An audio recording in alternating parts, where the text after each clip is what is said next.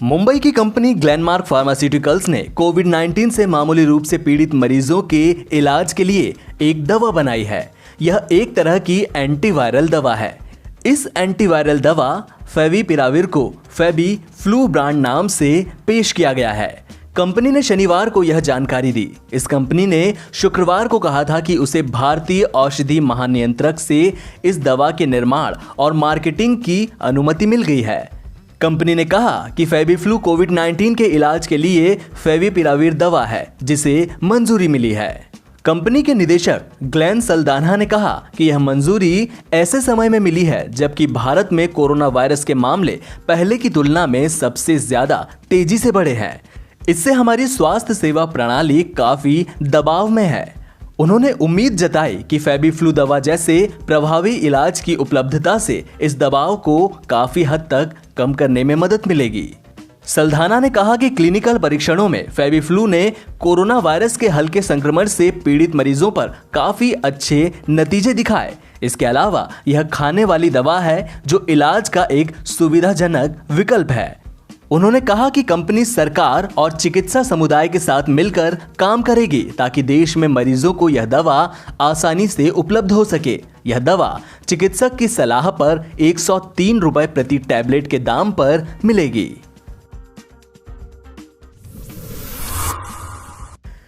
दिल्ली और केंद्र सरकार की लाख कोशिशों के बावजूद राजधानी में कोरोना के मामले रोज नया रिकॉर्ड बना रहे हैं। इसके मद्देनजर दिल्ली सरकार ने अस्पतालों के डॉक्टर्स और सपोर्ट स्टाफ सहित स्वास्थ्य विभाग के सभी कर्मचारियों की छुट्टियां रद्द कर दी हैं। इस बीच दिल्ली में कोरोना मरीजों को 5 दिन इंस्टीट्यूशनल क्वारंटीन में रखने के उपराज्यपाल के फैसले को दिल्ली हाई कोर्ट में चुनौती दी गई है। इस याचिका में कहा गया है कि यह निर्देश व्यावहारिक नहीं है क्योंकि दिल्ली सरकार के पास उन मरीजों के लिए पर्याप्त संख्या में बिस्तर और नर्स नहीं है जिन्हें अस्पताल में भर्ती करने की जरूरत है। दिल्ली सरकार ने एक ऑर्डर में सभी डीएम, स्वास्थ्य एवं परिवार कल्याण विभाग के तहत आने वाले सभी अस्पतालों और मेडिकल संस्थानों के डीएन और डायरेक्टर से कहा कि वे अपने अधीन आने वाले सभी कर्मचारियों को तुरंत ड्यूटी पर आने का निर्देश दें। इसमें कहा गया है कि सरकारी अस्पतालों के कर्मचारी किसी इमरजेंसी स्थिति में छुट्टी ले सकते हैं। कठुआ के पानसर इलाके में पाकिस्तान से हथियार लेकर जा रहे जिस ड्रोन को बीएसएफ ने ध्वस्त किया है उससे हथियारों का बड़ा जखीरा बरामद हुआ है। जम्मू कश्मीर के कठुआ में पाकिस्तानी इलाके से आए ड्रोन से बीएसएफ जवानों ने अमेरिका में बनी खास कार्बाइन बरामद की है। बरामद की गई बंदूक वैसी ही है जैसी कि अमेरिकन नाटो फोर्सेज इस्तेमाल करती है।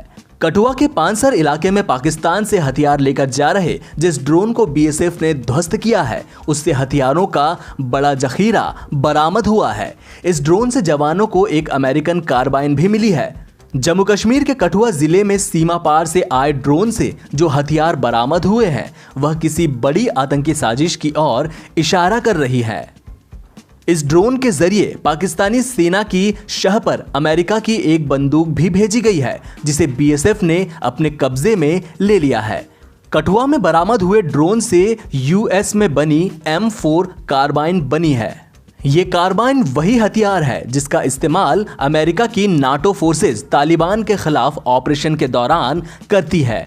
कश्मीर में बीते सालों में मारे गए कई टेरर कमांडर्स के पास से ऐसी बंदूकें मिल चुकी हैं। ऐसे में शक है कि किसी बड़ी आतंकी साजिश के लिए इसे ड्रोन के जरिए कठुआ के आसपास के किसी इलाके में भेजा जा रहा था।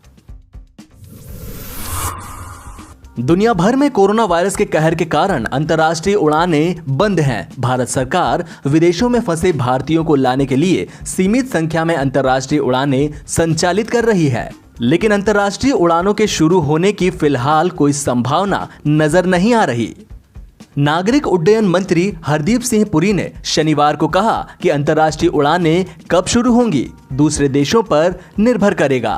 पुरी ने आगे कहा कि अभी किसी भी देश ने अंतर्राष्ट्रीय उड़ान शुरू नहीं की है।